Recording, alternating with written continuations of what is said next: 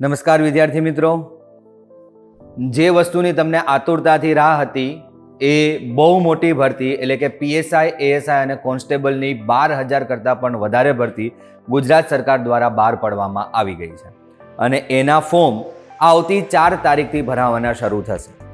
હવે main question કે એમાં કેવી રીતે તૈયારી કરવી, આરઆરની અંદર શું ફેરફાર થયો છે, ફિઝિકલની અંદર જે ફેરફાર થયો છે એમાં કઈ કઈ બાબતોનો સમાવેશ થાય છે, પેપર પેટર્નમાં શું ચેન્જીસ થયા છે.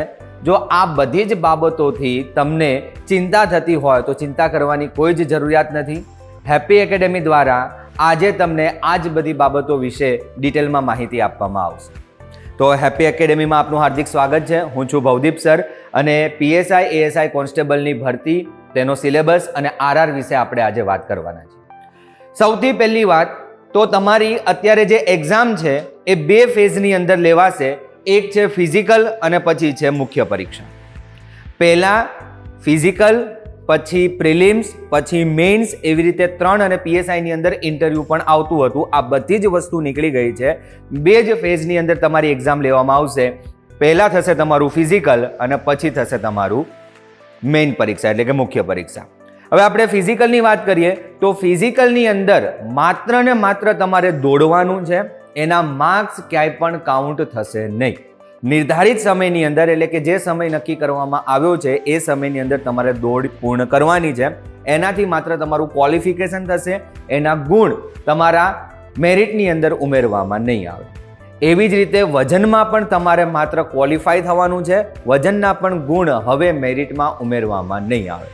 દોડ વિશે વાત કરીએ તો દોડવાનું કઈ કઈ જગ્યાએ છે તો જેવું તમે અહીંયા જોઈ શકો છો એમ પુરુષ ઉમેદવાર માટે 5 કિલોમીટરનું રનિંગ છે અને એ 25 મિનિટની અંદર પૂર્ણ કરવાનું રહેશે.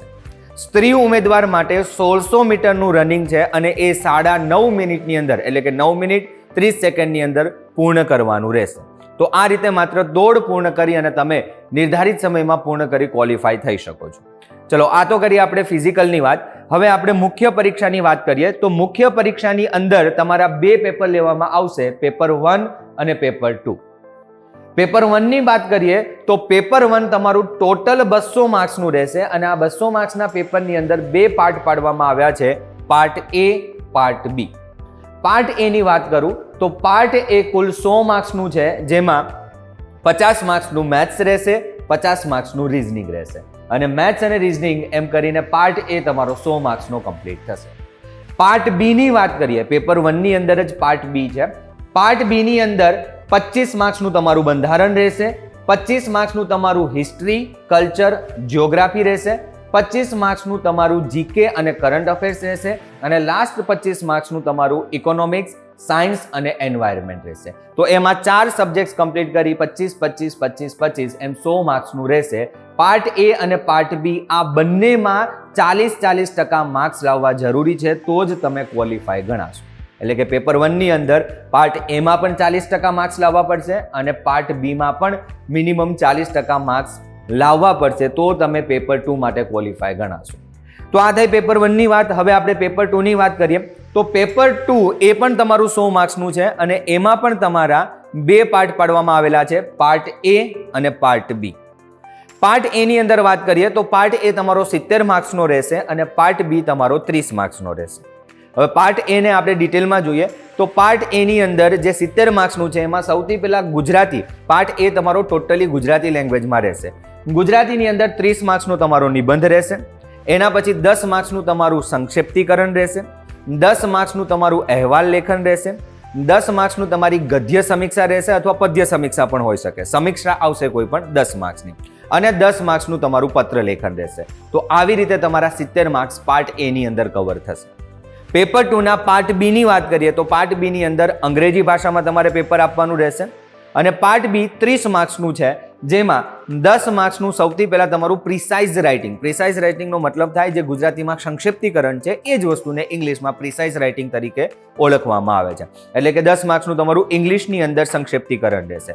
10 માર્ક્સની અંદર તમારું ટ્રાન્સલેશન રહેશે. ટ્રાન્સલેશન મતલબ ગુજરાતીમાંથી ઇંગ્લિશમાં તમારે અનુવાદ કરવાનો રહેશે અને છેલ્લે 10 માર્ક્સનું કોમ્પ્રિહેન્શન રહેશે અને આવી રીતે પાર્ટ બી તમારો પૂરો થાય છે. તો પાર્ટ બી ની અંદર ગુજરાતી 70 માર્ક્સનું અને 30 માર્ક્સનું ઇંગ્લિશ, એવી રીતે 100 માર્ક્સ લાવવાના રહેશે. એક મજાની વાત એ છે કે પેપર 2 ની અંદર બંને પાર્ટમાં ક્વોલિફાય થવું જરૂરી નથી, ઓલ ઓવર થઈ અને 40% માર્ક્સ લાવવાના છે. તો આ છે તમારી પેપર પેટર્ન. આના સિવાય કોઈ પણ તમને માહિતી જોઈતી હોય, શું મટીરિયલ વાંચવું, ક્યાંથી પ્રિપેરેશન સ્ટાર્ટ કરવી, દોડમાં છાતી તમારી કેટલા સેન્ટીમીટર હોઈ શકે છે, દોડની અંદર તમારી ફિઝિકલ સ્ટ્રેન્થ કેવી રીતે વધારી, A to Z ક્વેશ્ચન્સ હોય, તમે ગમે ત્યારે હેપી એકેડેમીને સંપર્ક કરી શકો છો. મારું નામ છે ભવદીપ સર અને અહીંયા મારો નંબર લખેલો છે. તમે 24/7 મને કોલ પણ કરી શકો છો અને મેસેજ પણ કરી શકો છો. ચલો, ઓલ ધ બેસ્ટ ખાકીના સપના માટે.